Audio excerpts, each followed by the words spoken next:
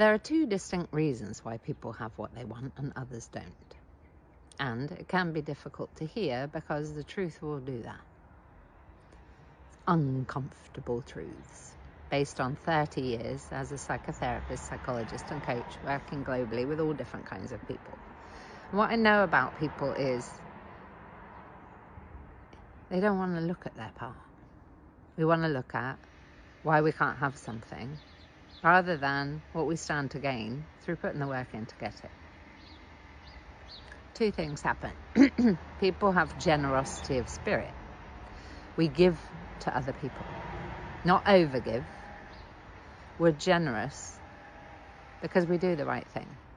And that involves taking accountability for our choices. Yes, life has happened and things have not been good enough, and often for most of us, if not everyone, life's fucking hard on occasion. Cruel, I would say. However, we are the people we are today because of the difficult stuff. Your personality, what you think, what you feel and what you do is based on the difficult stuff. People give to themselves and people take accountability for what they're not doing that they need to do in order to have the life they want. And the best way to do that, in my opinion, is to have a look at what you're doing well, what you're not doing well, where you're getting in your own way, and where you are part of the problem, where people associate shame with attention. So being able to have the humility to drop the ego for a moment and take ownership of where you're getting stuff off, where you're being clumsy, where you're being human, and disarm this culture of taking accountability.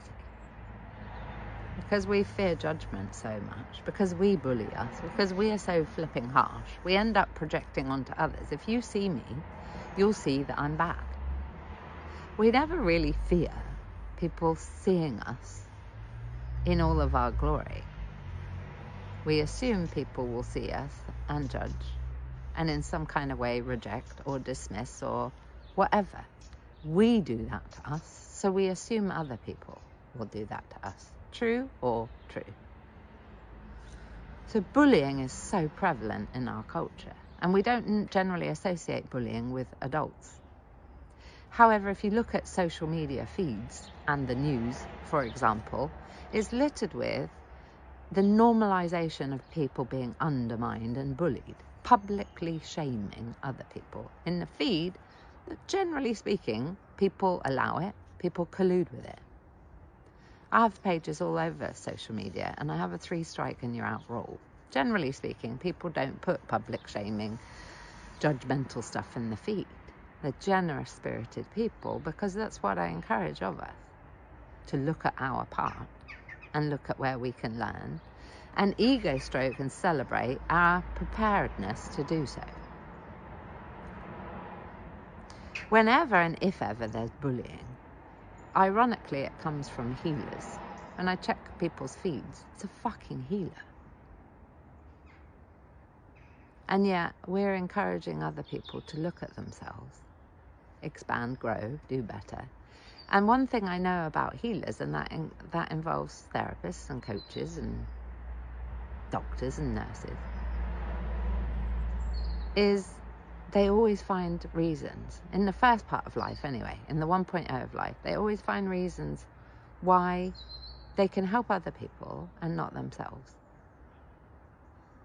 So being generous by looking at you with kind eyes, lots of compassion, to be able to measure, where can I do better, where can I learn, where can I grow, where can I expand, and where can I give myself a massive fucking pat on the back for having the courage to do so. And people witness us doing that. If I say to you, for example, I'm sorry about that, I was really clumsy, I'll do better. I don't give a but or an excuse. I just take accountability. Presumably, the average person will go, oh, okay, nobody died, there wasn't a fight. That's dealing with conflict. I created it, or we created it, and I'm talking to it. And what you do with it is up to you. You may judge me for that. Or you may see an opportunity there to be able to recognise, here's a woman who says when she got it off, and there's no shame. In fact, now I trust her more. That's the majority of people will feel security when we take responsibility. It takes courage, it takes practice, it takes investment in, again, what we stand to gain through doing better. However, a lot of people will spend their entire life over-identified with the problem, our history, and while we'll get punished if we take ownership of it and do well.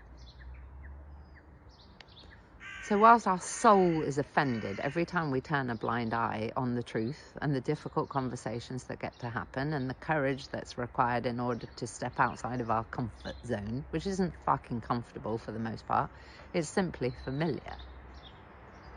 Integrity, authenticity, doing the right thing, and following through. Integrity, in my opinion, or authenticity, is what we think, what we feel, and what we do in alignment for us rather than against. I could think about what I don't want, and I'll feel kind of heavy and disappointed and probably quite angry and resentful, which means I'll do a half-assed job at whatever it is that I'm half-assed putting my energy into. Or I could think, you know what, I'm going to focus on where today might be the best day of my flipping life, and I'll feel good about that. And maybe I'll feel a bit confident that maybe someone here might gain something wonderful. So I'll come on and do a live, and I won't think about my fucking hair or the fact that I've got lines and I'm nearly fucking 50 already, and. Authenticity. Our heart expands and generally celebrates when we do things that are in alignment with the best possible version of us. Or we can spend lots of time thinking about the reasons that prevent us from having the life that we want. And then we get stuck. And we keep stuck in our ego mind. If I do it this way, I'll fail there, and someone will judge me there, and there'll be a conflict here, and so on. Or we can learn how to be direct. Take ownership and accountability of our fucking lives and have a good one. If you'd like support, Thrive Boundaries Mastery is here for you. 40 flipping years and more it took me to understand what a boundary is, what a trigger is, and how to have challenging conversations where ultimately, most of the time, you come out of it feeling hugely self-respecting, and you attract that in others. Not only that, people feel enormous relief because real conversations that mean real security between people, that we grow, we get closer, and we feel safer with one another. Used to be 245 quid. Now it is, you pay what you would like to invest that feels doable for you, and basically what you feel you're worth currently. Take it with my love. Sending love. Like, follow, all the things, and I'll see you again if you choose.